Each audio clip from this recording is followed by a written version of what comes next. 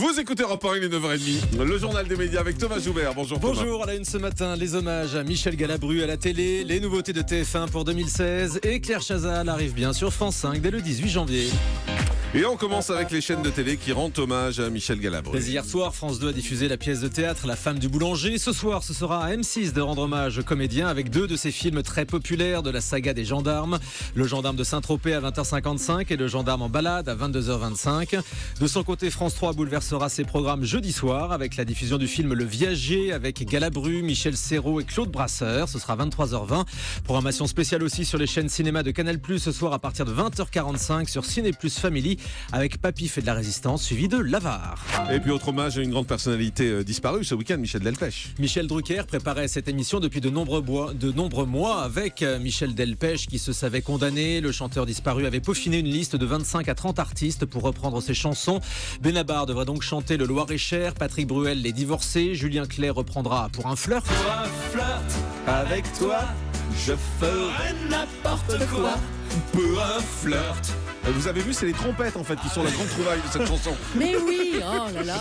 Il y aura aussi une collégiale sur Quand j'étais chanteur à laquelle vous pourrez participer.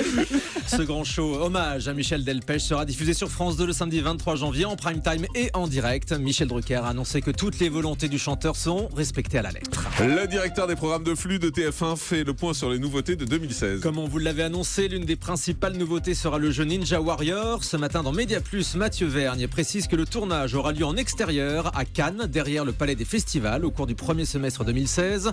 Le tout dans l'esprit d'Interville. Les candidats s'affronteront sur un parcours d'obstacles gigantesques. Parmi les autres nouveautés de la une, un nouveau prime présenté par Arthur, Les Invisibles, à base de caméras cachées. Que Arthur nous avait annoncé ici même d'ailleurs. Exactement, c'était au mois de décembre. Le nouveau concept d'Alessandra Sublet sera bien un comedy game en deuxième partie de soirée. En revanche, le talk show de Christophe de Chavannes est toujours en attente. Il n'y aura pas non plus de retour du juste prix. Quant à Danse avec les stars, Mathieu Vergne annonce vouloir renforcer le casting pour la saison 7. Et puis 2016, ce sera aussi un nouveau Koh-Lanta sur TF1. Denis Brognard a annoncé ce retour pour bientôt. L'animateur l'a confirmé hier sur son compte Twitter. Le tournage est terminé, on peaufine le montage et on vous le sert tout chaud bientôt, selon nos informations, d'ici fin janvier. Denis Brognard a aussi dévoilé une photo du nouveau totem. Cette nouvelle saison de Koh-Lanta avec des candidats anonymes a été tournée au large de la Thaïlande. Et puis Nicolas Canteloup évoque la difficulté de faire rire après les attentats. Oui, l'imitateur était l'invité de C'est à vous hier soir sur France 5. Il est revenu sur sa chronique très émouvante qui avait suivi les attentats de novembre sur Europe 1, avec cette phrase qui avait marqué les auditeurs: dans Kalash, il y a lâche. Pour Nicolas Canteloup et son équipe, il y avait une petite mission à être à l'antenne ce jour-là. Écoutez. C'est là où on voit que les auteurs sont extrêmement importants. Quand il y a eu les attentats le vendredi, moi j'étais convaincu que le lundi on ne serait pas à la radio parce que l'actualité était trop dramatique justement et trop forte. Et puis Jean-Marc Dumontet, mon producteur, qui a un côté toujours très, très visionnaire, tenait à ce qu'on y soit. Mes auteurs étaient entre deux et on a senti qu'il y avait une vraie curiosité de gens qu'on croisait, curiosité de se dire comment ils vont relever le challenge pour essayer de faire une chronique un peu légère là-dessus, ce qui était quasiment impossible. Il y avait peut-être un besoin, puisqu'on est en rendez-vous quotidien avec 1,5 million de Français sur la radio.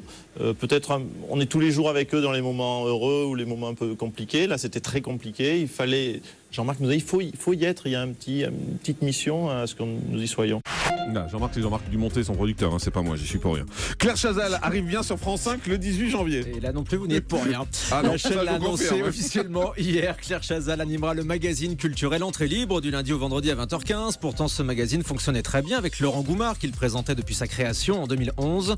Lors des négociations, Téléstar avait annoncé que Claire Chazal exigeait un contrat avec la chaîne et pas seulement avec la société de production, ainsi qu'un salaire mensuel entre 30 000 et 50 000 euros. La journaliste explorera toutes les facettes de la culture chaque soir et recevra chaque lundi une personnalité. Et une fois par mois, un invité prendra les commandes de l'émission. La première sera Charlotte Rampling. Et puis les proches des victimes de Charlie Hebdo qui lancent un appel aux médias. Oui, en pleine commémoration des attentats de janvier, une association regroupant des proches des victimes a appelé les médias à éviter les détails mortifères. Certaines familles n'ont pas souhaité connaître les conditions précises de la tuerie et demandent donc aux journalistes de faire preuve de retenue. Les proches des victimes de Charlie Hebdo Hebdo déclare faire confiance aux médias pour trouver le juste équilibre entre l'information et le respect de la vie privée. Et puis on termine avec le chiffre du jour. 100 000 €, c'est le coût de la bande-annonce de The Voice saison 5 selon Télé Loisirs. Une bande-annonce qu'on voit depuis quelques jours sur TF1. Une autopromo à grand spectacle qui met en scène les 4 coachs, Zazie, Florent Pagny, Garou et Mika. On les voit tenter tour à tour de saboter les fauteuils rouges des autres coachs.